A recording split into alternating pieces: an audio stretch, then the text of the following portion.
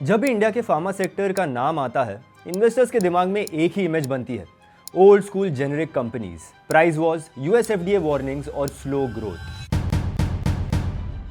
लेकिन इसी क्राउडेड और बोरिंग से लगने वाले सेक्टर के अंदर एक कंपनी क्वाइटली एक बिल्कुल अलग लीग का बिजनेस बिल्ड कर रही है। इस कंपनी का नाम है एमक्योर फार्मास्यूटिकल्स। एमक्योर, ताकि हम सब अपनी लाइफ के मैन ऑफ द मैच बन सके। रिसेंटली जनवरी 2026 में एमक्योर ने एक ऐसा मूव किया जिसने पूरे इंडियन फार्मा स्पेस का अटेंशन उनकी तरफ खींच लिया। वर्ल्ड की सबसे बड़ी obesity drug company novo Nordisk ने अपनी ब्लॉकबस्टर ओबेसिटी मेडिसिन सेमाग्लूटाइड को इंडिया में लॉन्च करने के लिए एमक्योर को अपना एक्सक्लूसिव पार्टनर चुना। ये कोई नॉर्मल डिस्ट्रीब्यूशन डील नहीं है, ये एमक्योर की डायरेक्ट एंट्री है एक ऐसे मार्केट में जहां 250 to 350 मिलियन इंडियंस ओबेसिटी या ओवरवेट की प्रॉब्लम से जूझ रहे हैं और जहां स्पेंडिंग पावर हर साल बढ़ रही है। यहीं से एमक्योर की कहानी एक नॉर्मल फार्मा स्टॉक से निकलकर एक स्ट्रक्चरल ग्रोथ स्टोरी बन जाती है। एमक्योर को समझने से पहले यह समझना जरूरी है कि यह कंपनी जेनेरिक फार्मा के ट्रेडिशनल रूल्स फॉलो ही नहीं करती। जहां ज्यादातर Indian pharma companies cheap low margin tablets के वॉल्यूम गेम में फंसी है, एमक्योर ने शुरू से ही एक अलग रास्ता चुना। कंपनी का फोकस है कॉम्प्लेक्स, हाई वैल्यू और क्रोनिक थेरेपीज पर, जहां मेडिसिन दिनों के लिए नहीं बल्कि सालों तक ली जाती है। Gynaecology, cardiac, HIV, injectables, biotech, ये सब ऐसे सेगमेंट्स हैं जहां डॉक्टर्स ट्रस्ट, ब्रांड लॉयल्टी और रिपीट यूजेज डिसाइड करता है कि कौन जीतेगा। 1981 में स्टार्ट हुई एमक्योर ने डेकेड्स तक क्वाइटली अपना बेस बिल्ड किया, लेकिन जुलाई 2024 में लिस्टिंग के बाद कंपनी ने क्लियरली सिग्नल दिया कि अब वो सिर्फ एक इंडियन जेनेरिक मैन्युफैक्चरर नहीं बल्कि speciality focused global pharma company बनना चाहती है। अगर पैसा कहां से आता है ये देखें तो एमक्योर का बिजनेस मॉडल और भी इंटरेस्टिंग हो जाता है। कंपनी का रेवेन्यू मिक्स काफी बैलेंस्ड है। लगभग 46% रेवेन्यू इंडिया से आता है, जहां एमक्योर अपनी ब्रांडेड मेडिसिन बेचती है, और बाकी 54% रेवेन्यू इंटरनेशनल मार्केट से आता है, जैसे यूरोप, कनाडा और यूके। सबसे अंडररेटेड पॉइंट यह है कि एमक्योर का यूएस एक्सपोजर 3% से भी कम है। इसका मतलब प्राइस इरोजन, लॉसूट्स का रिस्क कम और यूएस एफडीए रिलेटेड शॉक्स का रिस्क भी काफी लिमिटेड। ये एक कॉन्शियस स्ट्रैटेजिक चॉइस है। ग्रोथ चाहिए लेकिन अननेसेसरी वॉलिटिलिटी के बिना। इंडिया में एमक्योर का डोमेस्टिक बिजनेस उसका सबसे बड़ा फोर्ट्रेस है। गायनेकोलॉजी सेगमेंट में एमक्योर इंडिया की सेकंड लीडिंग प्लेयर है। ये वो सेगमेंट है जहां डॉक्टर ट्रस्ट ओवरनाइट बिल्ड नहीं होता और एक बार ब्रांड एस्टैब्लिश हो जाए तो सालों तक चलती है। एमक्योर के आयरन ब्रांड जैसे ओरोफर, अमेनिया जैसे एक परमानेंट इंडियन प्रॉब्लम को एड्रेस करते हैं। ये कोई सीजनल डिमांड नहीं, ये लाइफ टाइम डिमांड है। कार्डियक सेगमेंट में एमक्योर और भी पावरफुल हो गई जब कंपनी ने सनोफी के आइकॉनिक ब्रांड जैसे कार्डेस और क्लेक्सान का डिस्ट्रीब्यूशन अपने हाथ में लिया। हार्ट मेडिसिन ऐसे होते हैं जो पेशेंट्स रोज लेते हैं, इसीलिए यहाँ रेवेन्यू प्रेडिक्टेबल होता है, रिपीट होता है और डाउनटर्न्स में भी स्टेबल रहता है।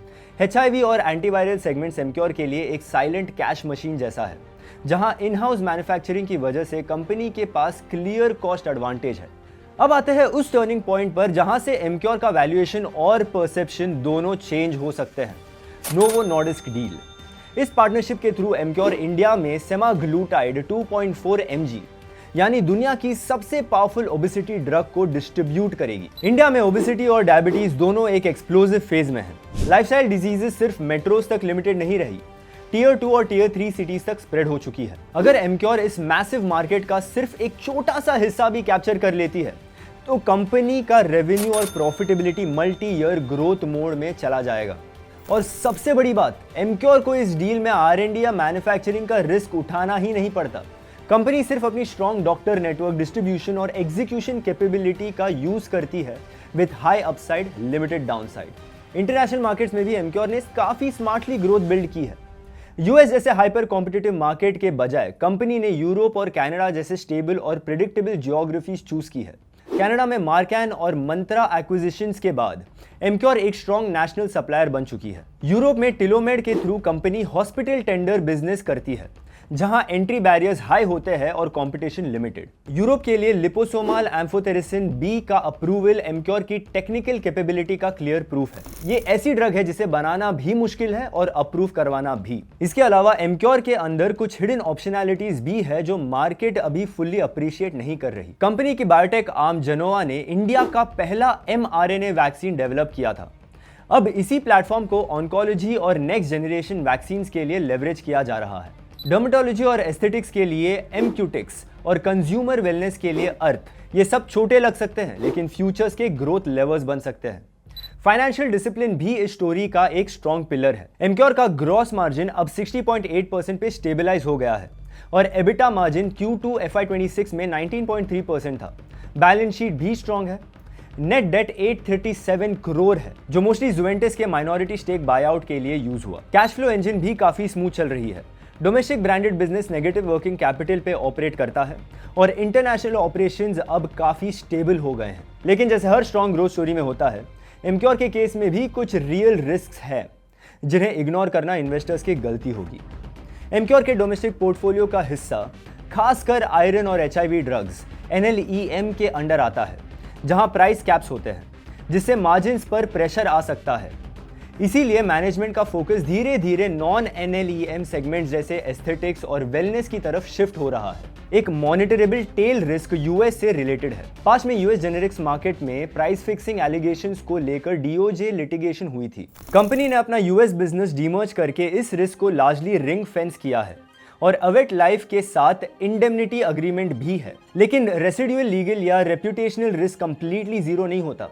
नोवो नॉर्डिस्क पार्टनरशिप में भी एग्जीक्यूशन रिस्क है। पोविस्त्रा लॉन्च का स्केल अप ग्लोब सेमीग्लूटाइड सप्लाई पर डिपेंड करता है और अगर वर्ल्ड वाइड शॉर्टेजेस हुई तो इंडिया ग्रोथ टेम्परेरीली स्लो हो सकती है। और आखिरी रिस्क करेंसी वॉलेटिलिटी का है। इंटरनेशनल रेवेन्यू एक्सपोजर की वजह से sharp forex movement short term earnings पर इंपैक्ट डाल सकते हैं, भले ही नेचुरल हेजेस एग्जिस्ट करते हो। Yet Emcure generic price war से दूर रहकर chronic therapy, speciality segments, obesity, biotech और ब्रांडेड डोमेस्टिक फ्रेंचाइजीज पर अपना फ्यूचर शेप कर रही है। साथ ही ये एक इवॉल्विंग बिजनेस है। डायरेक्शन क्लियरली डिफाइंड है लेकिन एक्चुअल आउटकम्स एग्जीक्यूशन और फाइनेंशियल डिसिप्लिन पर ही डिपेंड करेंगे। रेगुलेटरी प्राइसिंग, पार्टनरशिप्स और इंटरनेशनल एक्सपोजर जैसे फैक्टर्स ही डिसाइड करेंगे कि ये स्ट्रैटेजी ग्राउंड पर कैसे ट्रांसलेट होती है। इसी बैलेंस के साथ एमक्योर की कहानी को देखना सबसे सही तरीका होगा। यहीं पर एमक्योर की कहानी खत्म नहीं होती, यहीं से एक्चुअली जज होना शुरू होती है। और ऐसे ही कंपनी डीप डाइव्स के लिए subscribe to Uplearn by Upstox. Investment in securities market are subject to market risks. Read all the related documents carefully before investing.